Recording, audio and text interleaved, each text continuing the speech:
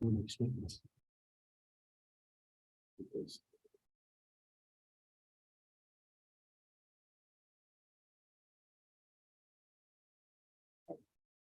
welcome to Center for Book Arts, and thank you for being here. This program is in conjunction with the exhibition Scaffolding by Tricia Treacy. We are honored to have Tricia Treacy and Jessica Brier here with us tonight.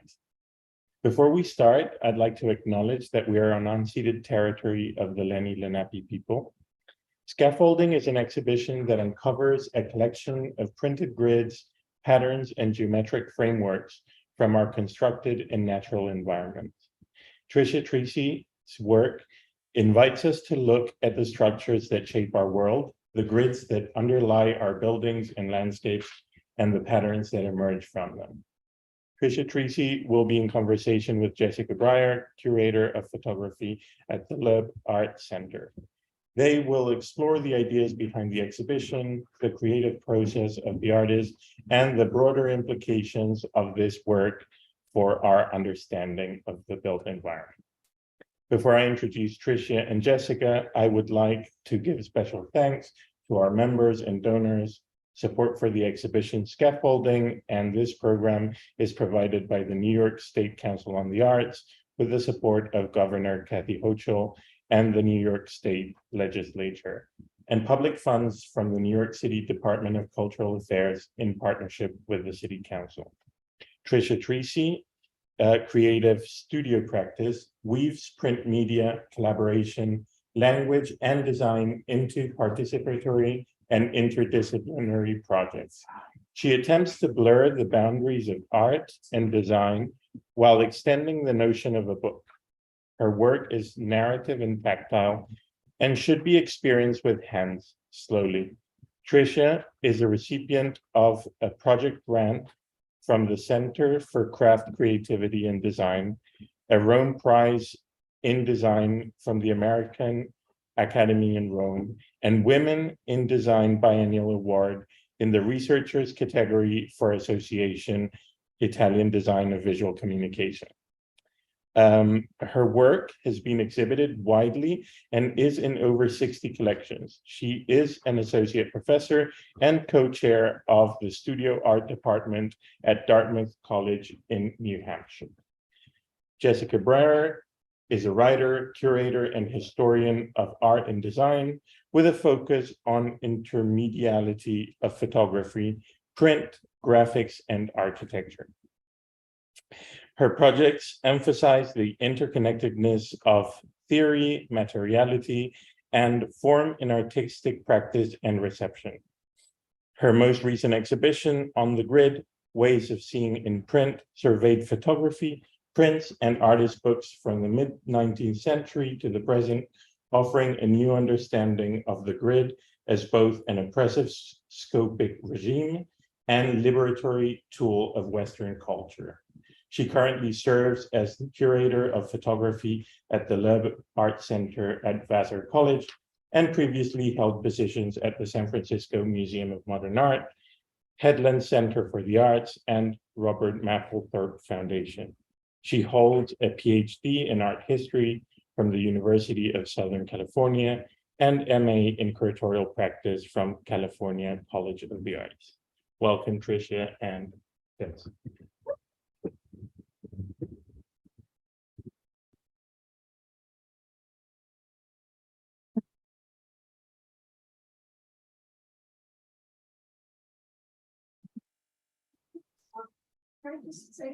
Of course.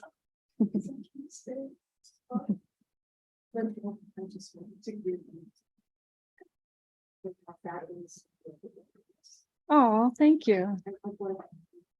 Oh, wonderful. That's okay. Hi, everybody. Here we are in person, virtual. It's kind of a strange physical and virtual situation here. I am Tricia Treacy, as they just mentioned. It's great to have a few people here on a horrible night. It's probably the worst weather ever. I wanted to just give a little bit of background for those of you that may not know me. I am a designer and an artist and a craftsperson, and my work usually manifests somewhere in between all of these titles. Topics that I investigate are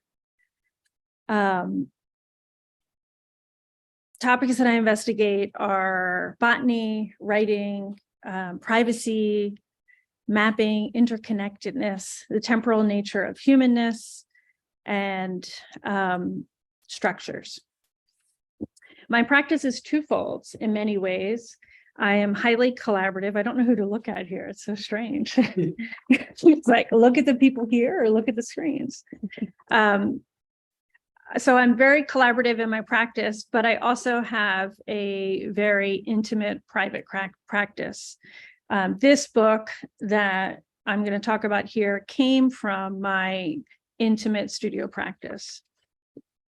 The start of this project was driven by an interest in grids, systems, how they overlap, and composite new patterns and forms. The structures of a grid has always intrigued me and often has appeared in projects previous to this one. In my eyes, the grid is the glue between all of my interests and environments. It acts as an unseen structure behind so many physical and virtual activities in my creative process. Spaces of physical places and spaces of virtual flows all leave an opening for the grid, seen and unseen. Complex grids can be discovered in most environments when you look for them. Every aspect of human activity has an underlying form of structure, as Hannon Hagen says in this quote. Grid Index, a book by Karsten Nicolai, is a comprehensive visual reference of patterns and grid systems that I have been fascinated with for years. It is a staple in my studio. I've had this book for over 10 years, and it organizes visual grids into systematic patterns from simple to complex. It has been a tool that I have used often in the studio. This project began when I was undergoing a huge life change at the start of the pandemic. I moved from North Carolina to New Hampshire and started a new studio.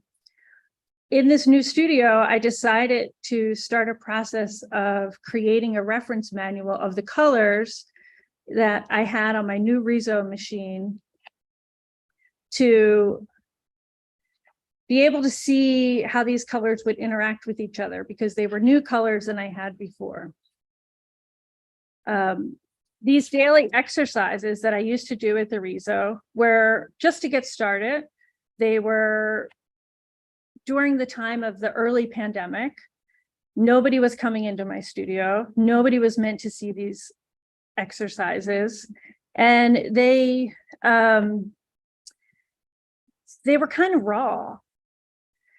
So what I ended up doing with these is I started to think about the grid as an exit point outside the grid. And so I started drawing on top of these and thinking about how to work analog and digital, and take something digital and turn it into analog and go back and forth and then throw them out.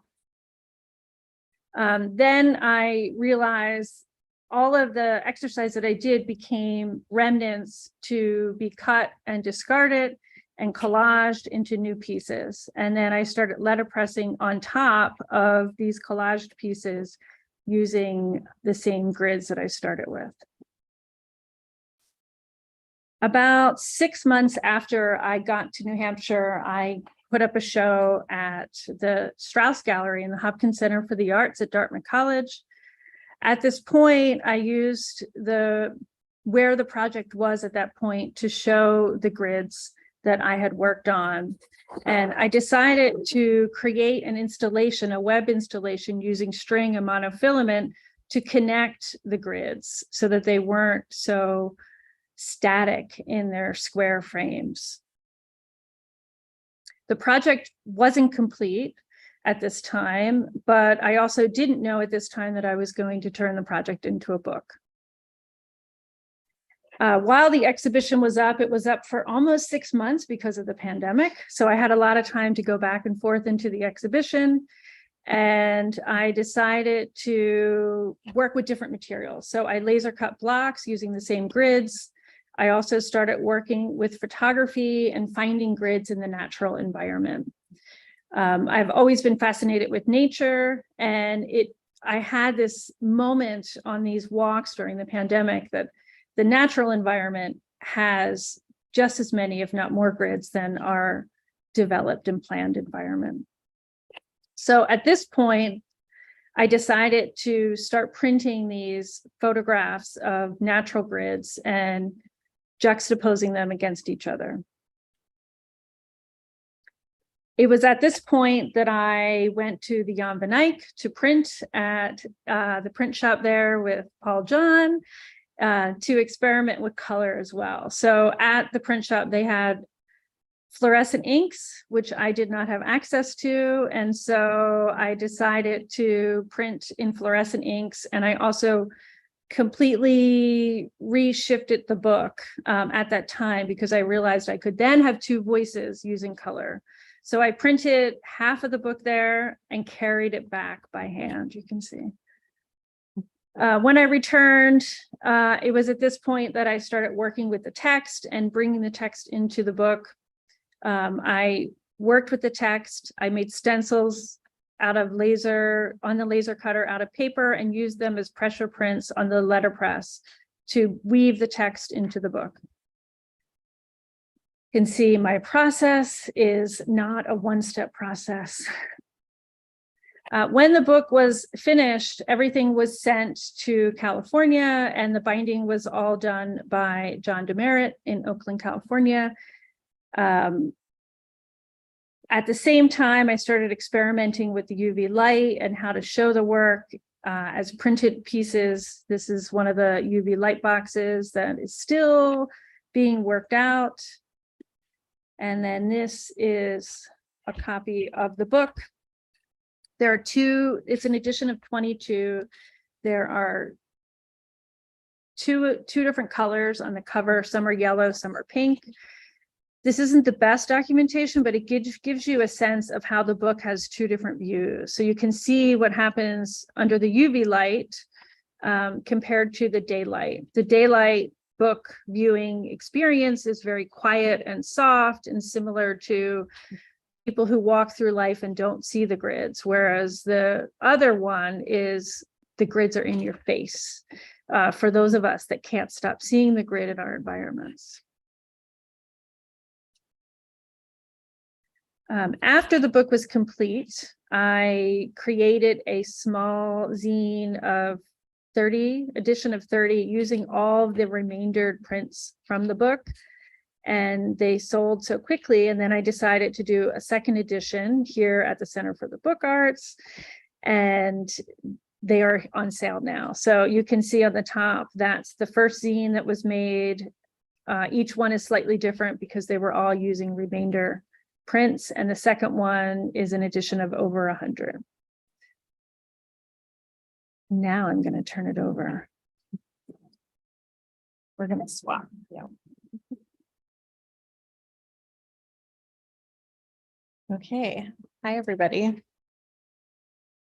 I just want to thank everybody for being here virtually or in person, braving the gross weather. I really want to thank the Center for Book Arts for having us. This is a place that I have admired for a long time, so I'm very happy to be here, especially Camilo. Thanks for making all of this happen.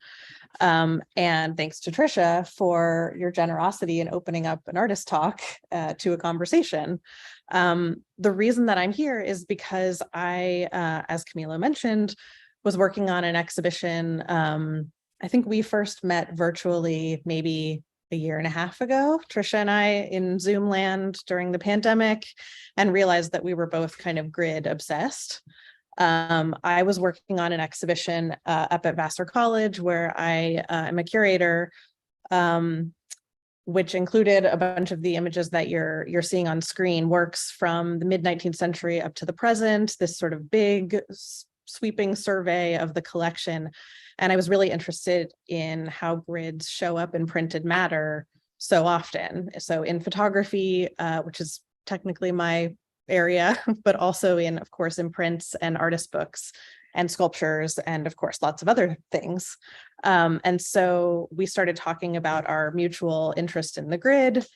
And, you know, these conversations with artists, both in the show and outside of the show, were really kind of what drove the thesis of the exhibition. And I ended up asking some of the artists in the exhibition to write texts about the grid. So I'm going to read a couple of those responses that they contributed to our exhibition catalog, which is here. I think we'll put the link to it somewhere. But of course, I would love for all of you to take a look. I sort of began with this quote by John Berger from 1972, who wrote that every image embodies a way of seeing. So this idea of ways of seeing, of course, is his kind of hallmark. And that really struck a chord with me in thinking about the grid, because I think of the grid as kind of more instructive than it is illustrative, meaning it kind of tells us how to see more than it shows us what to see.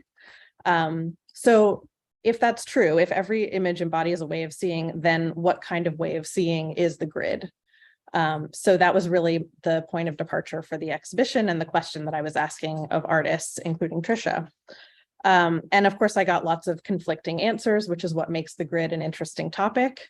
The grid is associated with control and constraint and supposed neutrality and objectivity. And then, of course, because of those associations, it's this provocation for play and experimentation, like what we just saw in Tricia's work. The photographer and writer Stephen Fraley wrote a great text about the grid. He wrote, "The grid in photographic seeing is logical, analytical. It imposes order and comprehension on the chaos of sight. As a matter of temperament, the grid is somewhat regulatory, privileging conformity, providing contour to the most disheveled and unruly matter before us." So he's really kind of speaking to the grid as this ideology of Western culture, a kind of Western worldview. And this was something that I became very interested in. So, you know, we use the grid, here's my bridge, good example. We use the grid to kind of make sense of things, right? The unruliness of bodies and nature and human experience, and to physically and visually organize information, to categorize things, and to really sort of make them manageable, right? The grid is the logic and the language of taxonomy, of science. And it's also a kind of language of perception, of making things legible, making things easy to read and understand. I talked to a lot of typographers and bookmakers, including Werner Pfeiffer, someone who I admire very much, who wrote that the grid is the scaffolding of our visual perception. And he's really thinking about the typographic grid. So as Tricia was saying, you know, the grid is fascinating because it's both ubiquitous as something visible and invisible. And one of those invisible grids, of course, is the typographic grid. This scaffolding, as Pfeiffer says, that is always with us, even when we are not aware of it. So from an art historical perspective, most art historians, I should say white Western art historians, associate the grid with minimalism, right? With a movement that really embraced geometric abstraction, writing one's own rules, making one's own system of representation that was somehow outside of or separate from everyday life. And it made me think about, and conversations with artists really made me think about, you know, the politics of that idea of self-determination, right? Minimalism is famously kind of imagined itself as apolitical, but of course there is a deep politics to this idea of writing one's own rules, because of course not everyone gets to do that. And so this claim to being neutral, to being apolitical, that the grid, I think, really kind of symbolizes, is in and of itself a politic, right? So this was an interesting thing that I learned a lot of artists were also thinking about.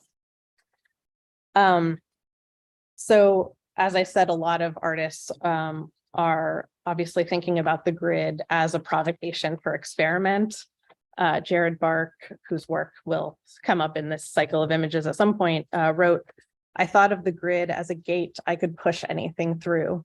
So I loved the resonance with what Werner Pfeiffer said about the grid being a scaffolding, right? They're both sort of thinking about these architectural metaphors, which of course grids come up in architecture all the time. But physically, it's this this material that has to be sort of pushed through or pushed past in his kind of telling of things. So I also thought a lot about kind of grids and the embodiment of vision, how grids sort of assume sometimes that we see in a kind of disembodied way, but in fact, a lot of artists, particularly op art, is really thinking about looking as an embodied practice, right? We look with our whole bodies, and of course, not just physically, but also with our experiences, with our memories, with our associations. And there is a vulnerability and something quite personal in the act of looking. So again, really pushing against this idea of the grid as anything objective or somehow universal. Aaron Turner, great photographer and installation artist, wrote that the grid is the perfect game for the studio environment. I'm just checking the time because I don't want to take up a lot of time. So the last thing I'll say is just the interest that so many artists have in repetition and pattern, right? This is obviously a huge point of departure for a lot of artists using grids, both experimenting with this kind of perfect repetition or seriality, but then of course breaking that that series or that pattern, and really sort of pushing the grid into new territory that it doesn't seem to want to go in. And so to this note, Anne Thompson, a book artist and among many other things, writes, "The grid allows for repetition, pattern, compulsion, and a range of idiosyncratic behaviors, backward and forward in all directions, on and on forever." And I might leave it at that because I really like this idea of kind of on and on forever in relation to Tricia's work, because her work is so much about this kind of iteration and sort of pushing forms and materials into different realms, right? Into the architectural, into the book, into the zine, and into all of these spaces. So maybe with that, we can transition to our conversation. Excuse me, I think like I missed everything. Not at all. Yes, it's going to be online. Yes, it is also online. Okay. Yep. Because usually they don't start like in 15 minutes. We were very on time tonight. Yeah. We took our moment before the weather gets too terrible. So yes, this will also be immortalized on the internet. So should we move closer? Are we both in the frame? Okay. Or we can switch.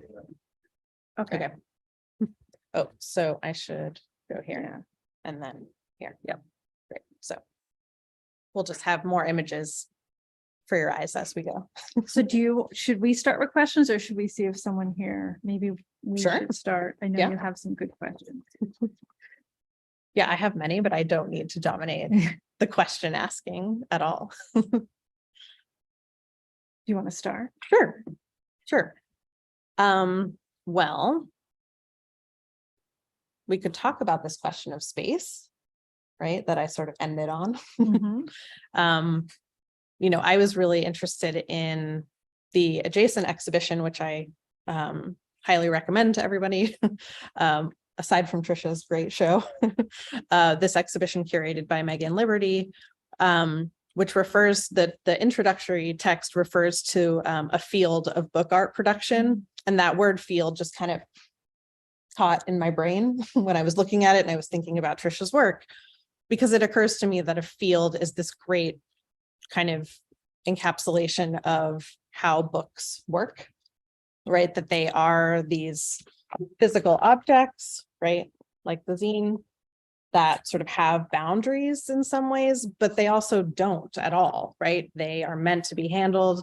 They're meant to sort of exist in the world. They're very much objects, and they exist in different times, right? They sort of span time, and transcend, any sort of particular place, right? Or moment. So I guess that was something I wanted to put out to you, because that feels very relevant to the way that you're working in all these different spaces. Yeah, the word field is quite interesting because it also, like the grid, has constraints, but is very open. I don't think of the grid as having constraints. So if I could think of one word that is similar to the grid, it would be field. And I don't think that was intended when these shows were put together, but it is quite amazing how books from the show that was curated by Megan are so much about the space. A lot of the books from the 70s, that was obviously, maybe you have stuff to say on this, but a time when the grid was so obvious in artist books and art. And maybe we're kind of circling back around to what was happening in the 70s, but I feel like back then, some of the books that are here on show, they express that space that the grid can hold too. So I don't really have an answer. I just think that it's very true and telling for my work, and also a lot of the work in the show. Yeah, it feels very relevant to your process. I mean, when you were showing the video or the kind of time lapse of the studio, right? And like that process that, as you said, wasn't meant to be public, but right now it is. Now it's part of the story of making this. And it's interesting to me that you sort of started very much in a physical architectural space. Obviously the studio is always a physical space, but you were really kind of activating the wall space, it seems like. Yeah, actually I hadn't thought of that. Yeah. And then it sort of moved into a book place, and then it moved back into an architectural place. I think the book came later. I started working on this and it was during the pandemic, and Jess and I had met, and you were actually the first person that I showed the work to before I showed anybody, because there was no such thing as studio visits at this time. And I remember having a call with you and showing you the work, and I was like, should I even put this work in this exhibit? Or should I frame the work? Should I let the work become a book? Should I not show the work? And there was a lot of questions in that call that we had, the first call, and there were no answers. But I think reading your essay that you wrote for the book really helped me to think that this is work that should be out in the world and should be public, even though it was all made in such an intimate space. And the studio is intimate, but at that time, at the beginning of the pandemic, it was even more intimate than I had ever experienced a studio being. So it's kind of interesting how, if we didn't have that conversation, I don't know what would have happened with the book. But yes, it was something that I was experimenting to activate that studio and then create an installation. And I think when the work was up, that's when I started thinking, like, this could be a book. This is a narrative. This is a sequence of work that could come together in a book. So it took me, this whole project was 2.5 years. And I think I knew it was a book after the first year, but it took time, thanks to you. That's nice too. Maybe we have some questions of the people that braved the weather. Yes. Really love your work. Oh, thank you. I love that you're using this word intimate for the work that you're doing, because to take a form that can be so clinical and to sort of work with it in such a physical way feels like kind of an act of resistance in quite a touching way. But I'm just curious if you could both speak a bit into the idea of the grid in relation to compulsion, or in relation to a meditative practice. And I'm just curious to hear your thoughts on those relationships. I guess I can start. It's interesting because this was a very meditative project for me. You know, leading up to this point, all my work was collaborative with a lot of people and participatory projects where I was out in the environment, out in the city, and this was extremely different work for me. And I went through this big life change where I moved, I started a new job, I got a new studio, and COVID hit. So it was a strange time, but also an amazing time where I got to like turn a new leaf and start over. And so, yes, it was very meditative, and very compulsive. I will say that chalkboard that I showed you, like, okay, this one is this color, this one's this color. And I got very obsessed with it. And I think I was influenced by COVID and like wearing masks and taking tests. And suddenly I started acting in different ways than I normally do. I also have to say that the lapse of the hustle at the time was probably part of it, because I was always moving so fast through life up until this point. And the moment that I allowed myself to stop, this work evolved. And so, yes, it's very meditative. It was crazy repetitive, and to the point where I would look at it and go, I didn't like it anymore. I'd have to stop and then do something else with it. So yes, and yes for your question. Maybe you have something interesting to add. I don't know. I mean, yeah, it seems that this comes up so much, especially in sort of artists talking about process, right? And sort of how the grid tends to function in practice, right? In a studio practice.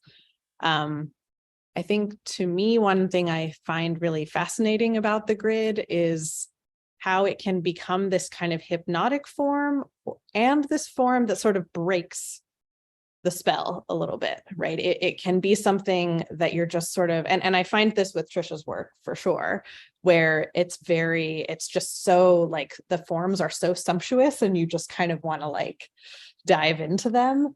And then I think often the way that you're sort of overlaying patterns and overlaying color, it like breaks the uniformity or the pattern, right? In this way, that sort of jolts you out of a little bit of complacency of looking. And that's something that I find really fascinating, is that the grid can sort of lull you, or be the thing that, you know, it creates moire patterns, which is something I find really fascinating. And those patterns just like jolt you out of a sense of like passive looking, right? They force you to look actively because you're like completely disoriented to what you're looking at. Were you interested in moire patterns at all? Yeah, Yeah. definitely.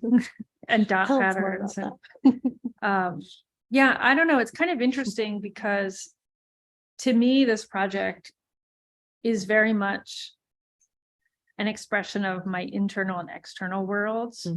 You know, I feel like the studio is very much an internal world, and then bringing in nature is very much my external world. And it was, I think, the moment where the book started to become alive was when they got to be juxtaposed together. So I don't know, that clash of internal and external, similar visually to a moire of how like everything shifts. I don't know, the moire kind of pulls it all together of what happens when things collide. Yeah, it's interesting how much the grid in nature has been an inspiration for you for this project, because as I talked about, I think of the grid as such a kind of synthetic form. Not that I don't think of it as being a natural form, but I think it like gets into our brains so much, you know, through visual culture, through things that we've created. So that's interesting, that kind of tension between nature and human-made things. Other questions or thoughts, comments? Andre? So I read this piece a lot, I can't remember the quote, but somebody said that in nature there are no straight lines. And when I read that, I said, looking everywhere is my first thought to walk my dog, that's looking for a straight line. But there are these effects of like the repeat patterns, which are like talking about as well. And then I'd love to hear your thoughts on like how we as humans like take these repeated patterns that are grids and then like straighten them to these things, or maybe there are straight lines that What's a straight line? I don't know. Yeah, what defines a straight line? That's a good question. Yeah, I don't know. When I started taking these pictures in nature and I would zoom in and look at the grids, they're pretty straight, honestly. Some of them, I mean, not all of them, but some of them for sure. What do you think? Yeah, I'm not sure. Now I'm wondering about this idea that there are no straight lines in nature. I'm not sure about that. It's actually, in my book, this, I am saying that, but I have in absolutely different context. If there is in the straight line, like crystals, they have very straight, That's true. on which scale? You see, it's like you have to compare scales, yes, Yeah. on bigger scale, there is no straight line. Only at the molecular. Molecular level, nobody knows. You don't zoom in. Yeah, but this will definitely create straight line. That's a good point. Line, but then this scale, it's grid is like applying structure and creating, let's say, artificial reality, your reality. Yes, you all in straight buildings. Yes, it's like human signature. The people down. Right. So it's We kind of playing it. And now when it's reality becomes more and more chaotic, but not in the way like nature made it, but like we make it, like internet. We need more structure. It seems like we need more and more structure. And this is the kind of message about it. Maybe. Yeah. I read about, I think what your comment on the straight line, I read about that in a Dallas text, where a line that is, there's no straight line, and if it's straight, then it's not human, or something like that. But it kind of makes me think of overall structure of human life, like your day-to-day, it's sort of a line, but it's never perfectly straight. You can't have 2 days that are identical. And it makes me think of the grid and how there's like an overall structure of daily life, but there could be slight manipulations or change, but it's never exactly identical. And it makes it's food for thought, because your process is kind of that relationship with like, uniform, and it's one without, but like then like comparing that to like natural forms, or at least like the human perception of grids and what we interpret as grids. Is that real, or is that the human kind of trying to give meaning to what the grid is? Yeah, these comments are making me think about how there's the grid, the form, and there's the grid, the idea, right? There's like the concept or the structure or the system, right? It really, this is like why I got to be kind of obsessed going down the rabbit hole, because it really, I don't know a better way of saying it than to say it's an ideology. Like I really do think it is a way of thinking so much, but then, so sometimes that way of thinking maps onto a form that we would call a grid, and sometimes it doesn't, and sometimes that form we would call a grid, or the straight lines don't conform in any way to the idea of a grid system or a systemic grid or something like that. But a grid can be made of wavy lines. I mean, it doesn't Sure. have to be a straight line. Absolutely. It can be organic. That's true. It's just a system or a structure. It's not necessarily, it doesn't have to be defined in a certain way. I think my like attention to human grids has so, I will admit, like has so like superseded my ability to see in human grids. So you're really inspiring me to do that. Yeah, well, hearing you talk about the grid in so many different contexts makes me think about how the book is really a collapsed version of the grid. And I'm wondering, Tricia, if you could speak more about your relationship to developing this as a book, and you know, some of the decisions that you were making as you were thinking about placing structure, because I think for someone who's looking at the book for the first time, you know, you're struck by the grid, this man-made grid, and just the images start to come out with, you know, the natural elements. And so curious about the decisions that went into producing this, which is beautiful. Thank you. It's a good question. It was difficult, I will be honest. You know, I went to the Netherlands with the first two models that were very linear and formal and not great, I'll be honest. And then everything, I feel like the book really took shape when I was there, when the colors started changing and I could play with the colors. And I brought in the natural environments. And then it just encouraged me to do all that text work where I could hide the text in the grid underneath. And I had certain pacing where I wanted the text to exist. So that was the structure of the book from beginning to end. And then it was all intuitive of like, okay, what's the pacing? How slow do I want the grids to be until the first text and between the second text? And it was all like the text created that book structure. And then it was, okay, now it's all about pacing and rhythm. And in some ways, the grid is like sound, you know, how quiet do I want it to be between both texts? How loud do I want it to get? And so it's kind of like music in some ways. To me, I know nobody else, but No, it that's has how such a rhythm to it. I definitely sense that. that's how I had to figure it out. Yeah. That makes sense. And then, you know, I didn't even mention this, but the cover of the book has all the text. And so part of Jess's essay is in there and a piece of text that I wrote is in there. And then I made a little index of all the grids that were used in the book. It's in the cover.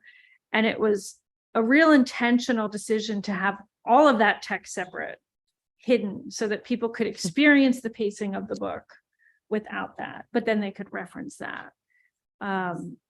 So it took a long time to figure out the beginning to the end. And, you know, this was one of the first projects where I didn't know it was going to become a book. I didn't have a deadline to finish the book. It was just like, let the project unfold the way the project needs to unfold.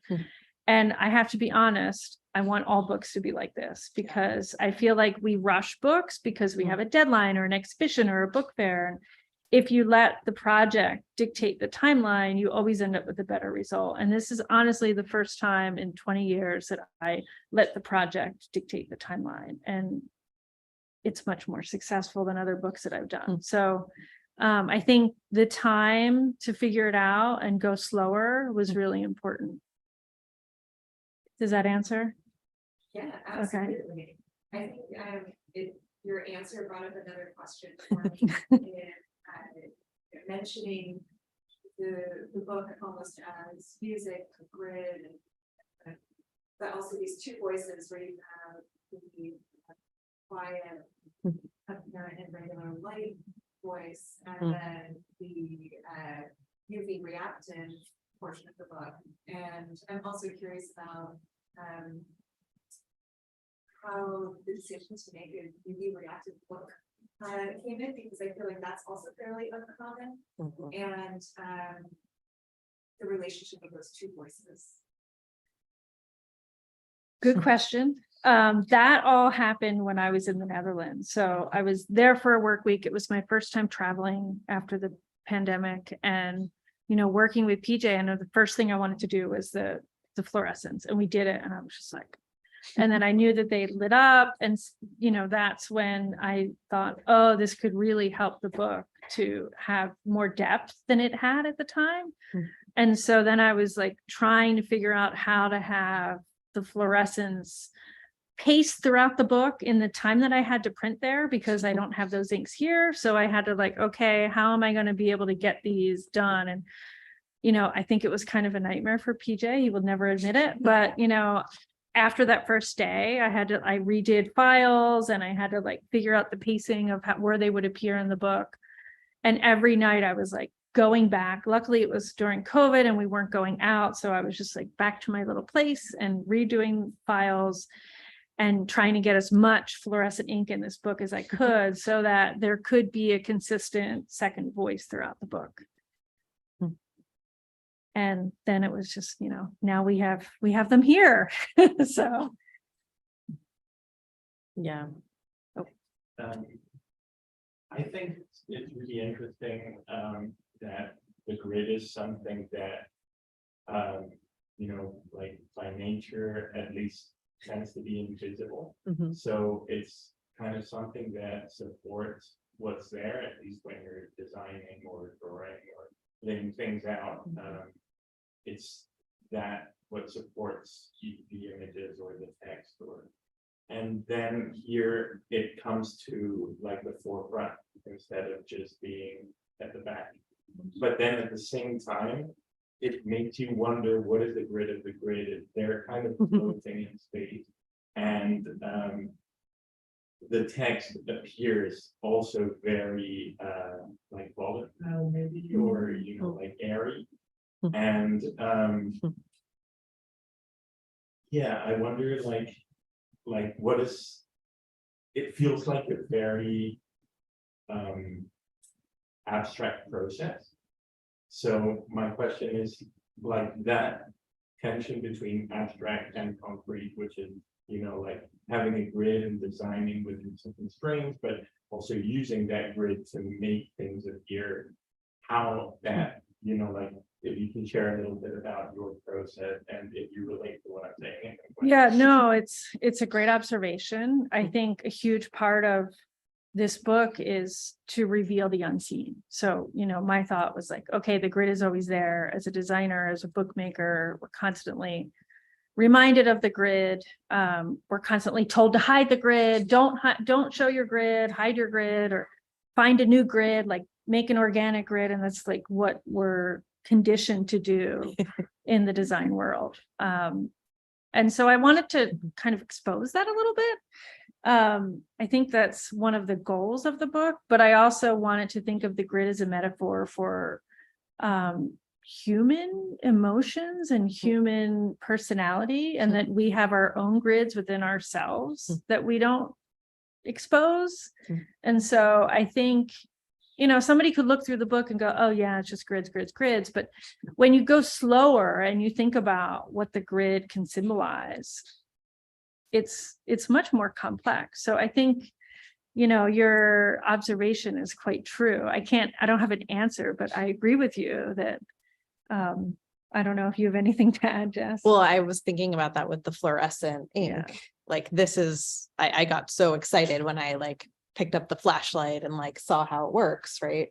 Because it's this weird sort of reverse thing where the flashlight is revealing something unseen, right? This thing that's hiding in plain sight, which is often how the grid works. But in order to illuminate it, you also have to darken it, right? That it's sort of this like reverse searchlight. It's fascinating to me, right? So in order to see the other version of the book, you either need to turn off the lights and turn on a black light, or put this flashlight that does the opposite of a flashlight, right? It's not a flashlight, it's a dark light. Like it's a real mind-bending thing. And I just love how that kind of materializes this whole tension between like the seen and the unseen. So I just really, really love the fluorescent ink so much. I feel like it's this perfect kind of material illustration of that. Like, do we want to see it? Do we not want to see it? Right. Right. And, different days you want to have a different experience with the book, and you can choose when you want to turn them off or hide them or expose them. Yeah. There's like disco book and it's daytime a participatory experience for the viewer. I love it. Yeah, and it's a completely different experience. I mean, the video that you showed really illustrated that. Like, it's a totally different book.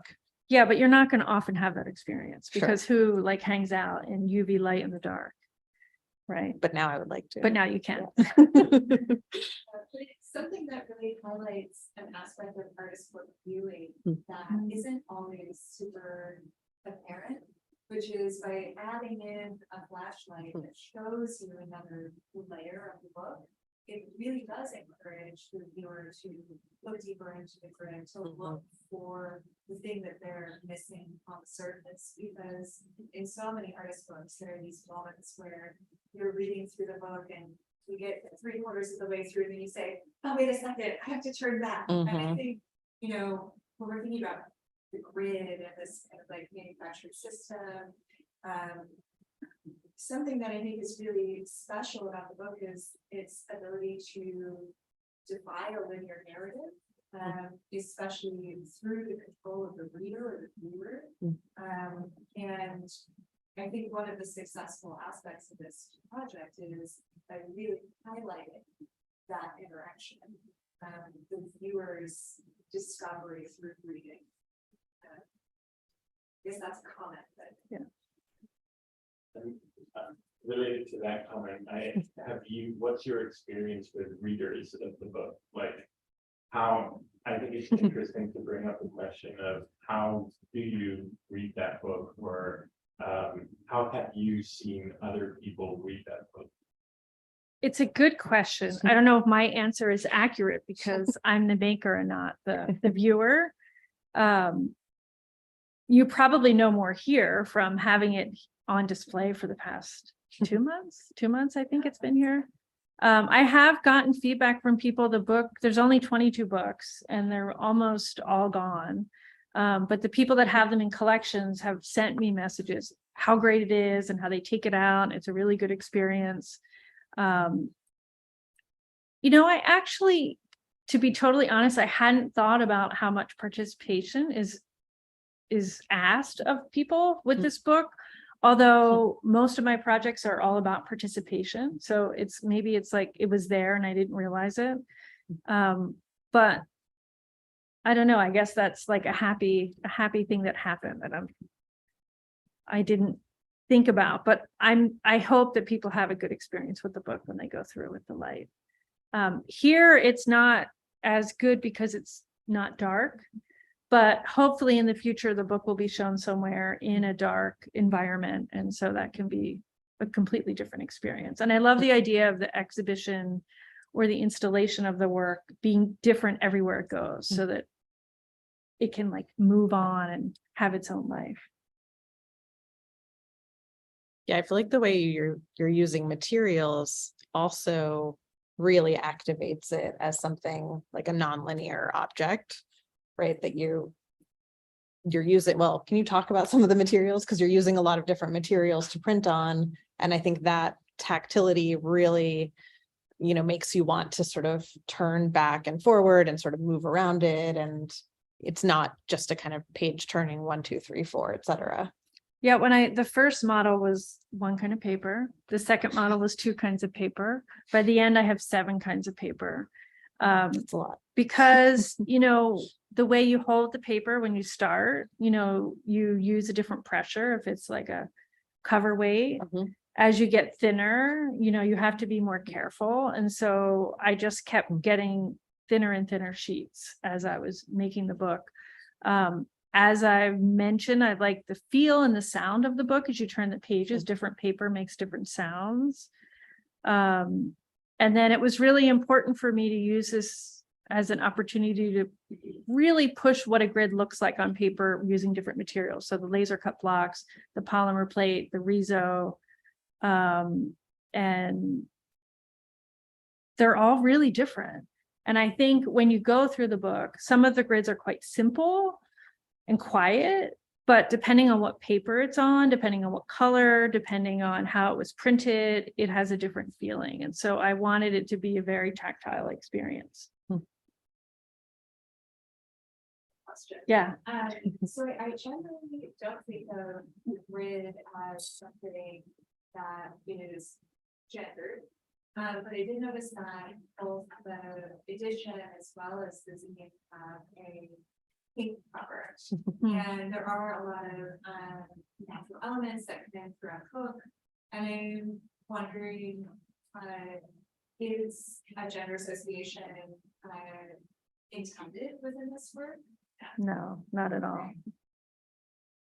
I think the pink of the case and the pink of the zine, because a lot of the book is so quiet, I wanted the cover to be the opposite. So I wanted people to have a reason to open the book if I kept it really quiet, like many of the pages inside may not get opened. So, you know, the cover is very important to get people to engage with the work. So I think that was where that came from. It's really fascinating to hear all the ways in which the grid that goes unseen be visible or even making your own temple, like all the ways we don't see ways we have it in our lives or feel. And I wonder if there were like previous projects you know like before you did this project that now looking back that you can see this project coming or like you know. You're making me think. That's such a good question. I'm going to be thinking about that tonight. Possibly. I don't have an answer on the fly, but I feel like everything we do when we are creative, everything just circles back. Everything is connected. Everything weaves in and out.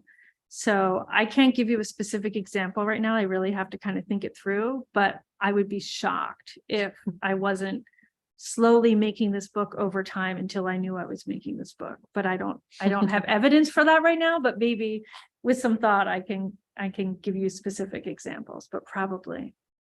I love that question because it's like, to me, grids are all about sort of finding patterns or following patterns. And the question of like, was there a seed of this project before the project, right? It's really a looking for patterns kind of question.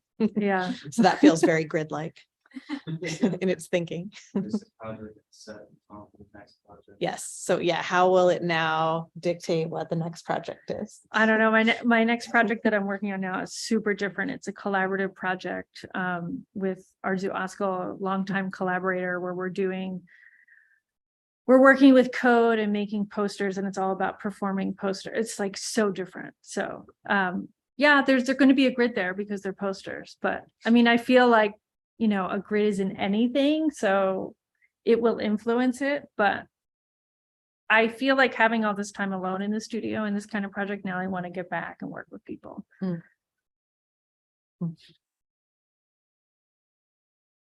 Any other questions? How would you know? They just comment. It's what you were saying something several times about experience, but artwork is actually experience. You cannot like explain it. You cannot say what is, and it's inside experience. And for different people, they will see something very different from what other. It's not only it's like artwork is experience, but also we have all different experience. So it's combined. If you ever think about it, that's artwork cannot be like plain or even if it's structured. It's still personal for you, personal. We cannot share that much. We can share only. I also work with the work as graphic designer, so I kind of understand all this. But for me, it's also about how different absolutely structures combine in mix to each other with each other, actually in still preserving itself. And still being inside. You have to be inside. Book is also inside space. So it's first of all art. And then already something. And you have to experience it without it. And you want slow experience. It's difficult to Yeah, especially right now in this world we're in. Yeah. It's very difficult. Yeah. Can I ask one last question? Yeah. I'm just curious what is next? What are you working on now, or what is in the future? Whether it's a book or an idea or project or? Oh, I'm working on two things right now. One, I'm doing an artist book that probably won't be finished by the timeline that I want it, but I'll eat my own words that I should let the project unfold as it needs to unfold. And that is a project where I'm working with, from this project. So this is true that it's going into the next project, but the webbing that I was doing in this project, I'm now working on creating that 3D into a 2D space. So I'm working on webbing on the Riso and through sewing onto paper and to making a 3D into a 2D experience. It's not very resolved at the moment. And then my other project is a big collaborative project with Arzu, where we're working with one of my past students who's going to be doing coding to create an algorithm to generate posters from content that people upload, and then they'll be performed in a space with printers on the spot. And then those posters ideally will turn into books, but it's very much in the early days. So it's an interesting, like, analog digital project. I will. What do you have next? Oh, things that are very different from That's this. Yeah. I am working on many things. The next exhibition that I'm working on is just couldn't be more different from the one I just did. It's a monograph survey of a photographer named Roly McKenna, who lived from 1918 to 2003. She graduated from Vassar, has been sort of, her life was kind of interwoven with Vassar for a long time, and was just a really fascinating human and photographer who photographed artists and writers, architecture, traveled the world, and had an independent career as a photographer at a time that it was very hard to do that. And has often been kind of the woman behind famous men in different ways. Her most famous pictures, even though her name is not really known, are of Dylan Thomas. So really one of those like woman behind the man kind of artists. And, you know, like many women and artists of color, is, you know, her work really isn't known. So it's very exciting to work on a project like that. Yeah, very different than trying to sort of survey, you know, a whole collection and think about printed matter in this sweeping way, but it's exciting to sort of get on the more intimate scale of one person and their life. So. And speaking of curating, do you want to put some of these something for that? Yes, for sure. So we're going to have on the 23rd at 6:30 as well. We're going to have Megan Liberty with a program that's connected to crafting essential. So you're all welcome if you're around. Such a good show. Really digging into her curatorial process and the type of research that goes into organizing exhibitions that have such a broad range or that look into the history and so Looking forward to that. Exciting. And Thank you. Tricia, when does your show close? The 27th, 26th, 25th. March 25th is the last day. So I encourage everyone online to also come to the Center for Book Arts and see this amazing exhibition. Thanks for being here, Jess. Thank you so much.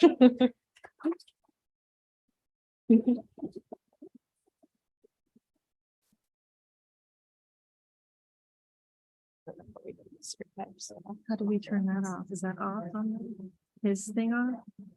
I guess. I assume. Yeah.